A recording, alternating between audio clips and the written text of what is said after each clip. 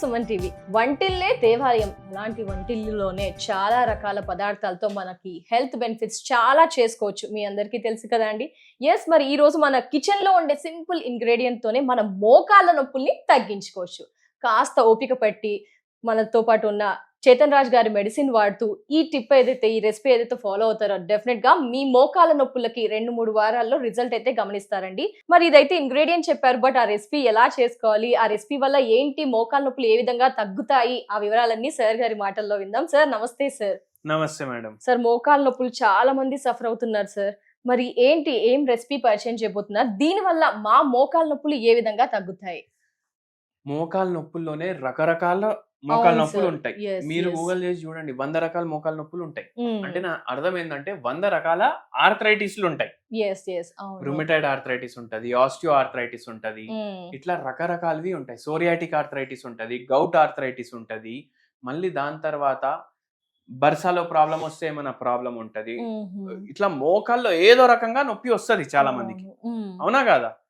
అయితే వీళ్లకు ఎన్నోసార్లు ఏమైపోతుంది అంటే, ఇప్పుడు ఫర్ ఎగ్జాంపుల్ రుమటైడ్ ఆర్థరైటిస్ ఉంది. రుమటైడ్ ఆర్థరైటిస్ ఉంటే మీకు ఏమని చెప్తారంటే, ఇంకా ఇది పోదు, మీరు పోయినప్పుడు ఇది పోతుంది మీతో పాటు అనేసి అంటారు. అంటే పూర్తిగా తగ్గది అంటారు. కానీ హోమియోపతిలో ఏందంటే, అది ఏ ఆర్థరైటిస్ ఉన్నా అది శరీరంలోకి వెళ్ళి తీసి బయట పడేస్తుంది హోమియోపతి.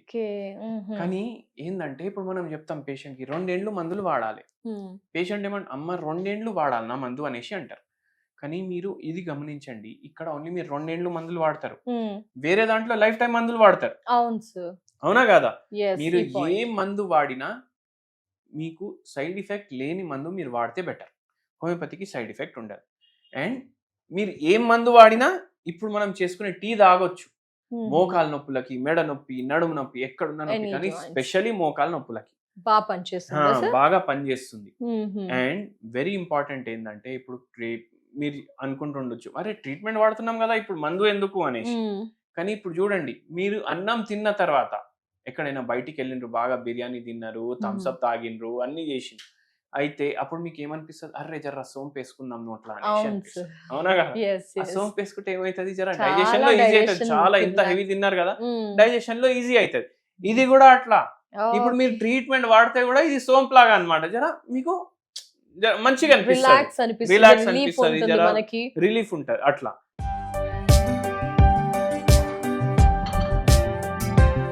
అయితే ఇవాళ మనం ఈ మోకాల నొప్పికి స్పెషల్ గా చేసేది వైట్ టీ.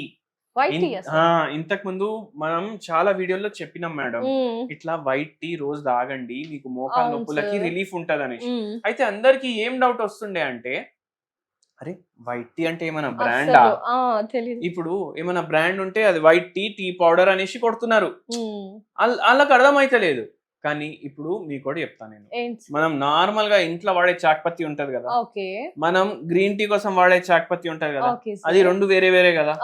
గ్రీన్ టీ అంటే జర గ్రీనిష్ కలర్ లో ఉంటది,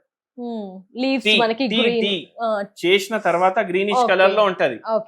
మనకు ఏదైతే రెగ్యులర్ చాక్పత్తి ఉంటుందో అది జర బ్లాక్ కలర్ లో ఉంటది.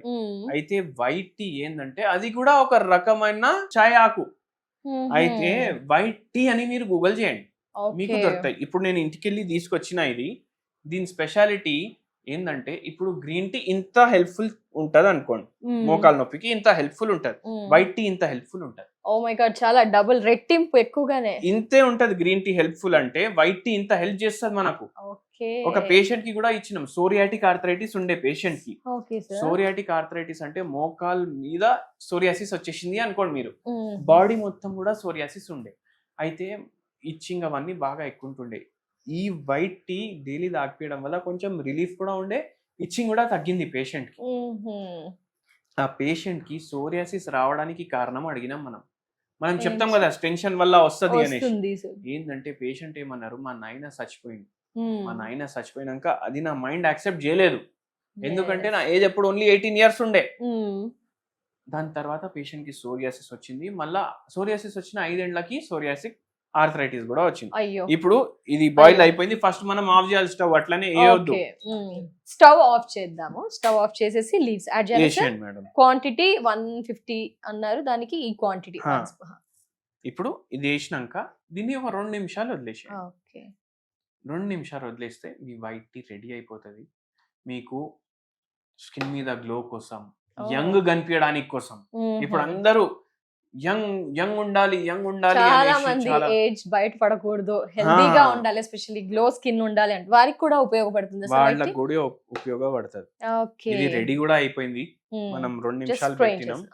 ఇప్పుడు దీన్ని కప్ లో ఫిల్టర్ చేసుకుందాం. Especially thank you so much, ఎందుకంటే రెసిపీస్ చాలా ఈజీగా చెప్తున్నారు సార్, ఎవరైనా ప్రిపేర్ చేసుకునే విధంగా. అందుకు thank you so much sir. So let's tasting time. నీ పెయిన్స్ ఉన్నవారు చాలా రిలాక్స్ అవ్వచ్చు అంటున్నారు. వావ్, చాలా బాగుంది. ఎంత ఫ్రెష్ గా అనిపిస్తుంది సిప్ చేసినప్పుడు అయితే. చాలా చాలా బాగుంది సార్. టేస్ట్ విషయంలో అయితే అసలు డోకా లేదండి, యమ్ గా ఉంది అసలు సార్. సో తాగితే ఇది మనకి రిలాక్స్ ఇస్తుంది, ఎవరైనా తాగొచ్చు. నొప్పులు జర మజిల్స్ రిలాక్స్ అయితే, మజిల్స్ కూడా కాంట్రాక్ట్ అయిపోతాయి కదా, ఇట్లా మోకాలు నొప్పులు ఉంటే వాళ్ళ కూడా రిలాక్సేషన్ ఉంటుంది. Thank you so much sir. White tea వల్ల నీ పెయిన్స్ ఏ విధంగా తగ్గుతాయి, అసలు ఈజీ రెసిపీని పరిచయం చేసినందుకు thank you so much sir. నమస్తే. సో ఎస్, చూసారు కదా, వైట్ టీని ఈజీగా ప్రిపేర్ చేసుకోవచ్చు. మోకాలు నొప్పులు ఉన్నవారు ఒక్కసారి ట్రై చేసి చూడండి, చాలా ఈజీ ప్రాసెస్, అండ్ తీసుకోవడం వల్ల ఆ రిజల్ట్ అనేది మీరే గమనిస్తారు. Thank you so much.